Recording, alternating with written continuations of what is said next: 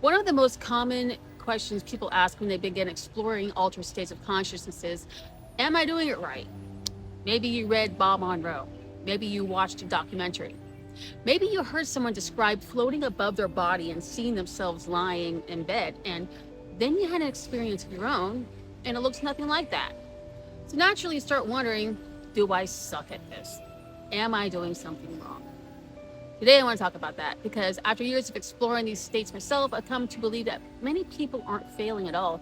They're simply having a different kind of experience than the one that they expected. Locale one is a term that Bob Monroe coined for the classic out of body experience where you float above your body, you see your room, you see your bed, and you may even see yourself lying there, and the environment remains recognizable and connected to the physical body. So this is what Bob Monroe often described in his early experiences. You're out of body, but you're still very much connected to the physical world. And this is the classic floating near the ceiling fan story that everyone's heard.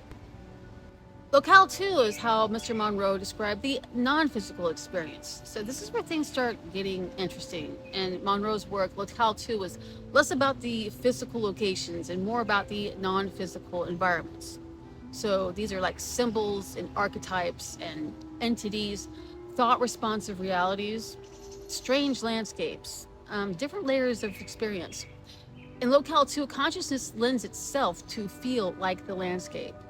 Thought becomes movement. Intention becomes your navigation. And the rules of ordinary reality become far less important.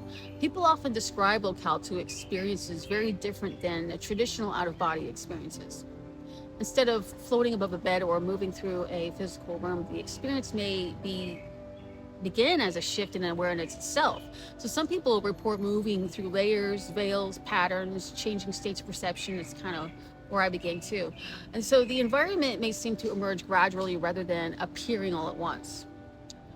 Instead of physical walls and furniture, there's lights, symbols, geometric structures, landscapes, archetypal imagery, or environments that seem to form out of consciousness itself.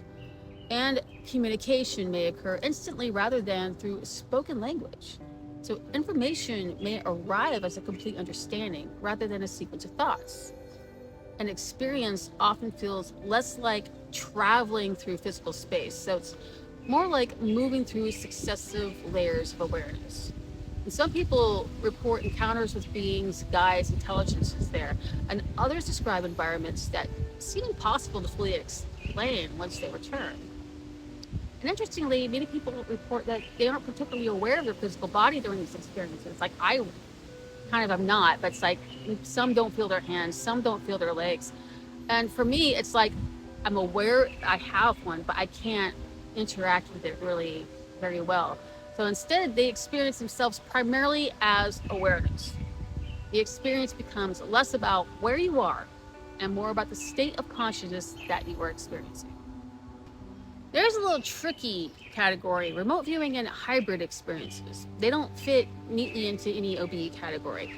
But some people report perceiving distant places, events, people, or even locations, and not necessarily by traveling there, but by perceiving them.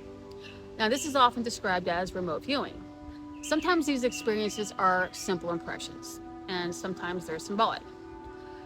Sometimes they become surprisingly immersive. Now, people may report that they're sensing atmosphere and temperature, direction, texture, or even feeling present within the experience. Like I've had that before too. But one thing that becomes obvious when you read enough of these reports of these experiences is that they don't always fit into neat boxes. Some people perceive a distant location while remaining fully aware of their physical body, and others report experiences that feel like they're really immersive. They don't perceive their place, but they're literally present within it, really feeling it. So the boundaries there become difficult to define. But the purpose of these categories isn't to create rigid labels. That's totally fine. The purpose is to help people recognize the experience that they're having. One thing I've noticed is that many people compare their experiences against a single story, and usually the most famous story. If the experience doesn't look exactly like Bob Monroe's or someone else's, they assume that they're doing it wrong. But consciousness doesn't always arrive wearing the costume you expected. some people are highly visual. Some experience symbols. Some receive information. Some experience shifts in awareness. Some perceive locations. Some encounter entities. Some do a little of all of the above, and the difference does not automatically mean failure. Sometimes it simply means that you're perceiving through a different channel. If there's one thing I'd like you to take away from this episode, it's this.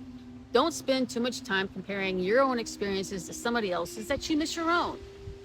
Maps are useful, books are useful, teachers are useful, but your direct experience matters too. So, my advice, stay curious, take notes, look for patterns, and just don't assume that different automatically means wrong. Sometimes it simply means that you found a different trail.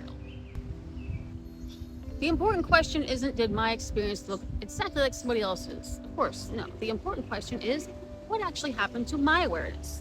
Because ultimately, that's what we're exploring. Not somebody else's map, not someone else's story, but consciousness itself. The more you explore, the more you'll discover that awareness has many ways of expressing itself. So if your experiences don't look exactly like the famous stories, don't panic. You are probably not lost at all. You may simply be standing on a different path up the mountain. And that's all I got. I'll see you guys next time.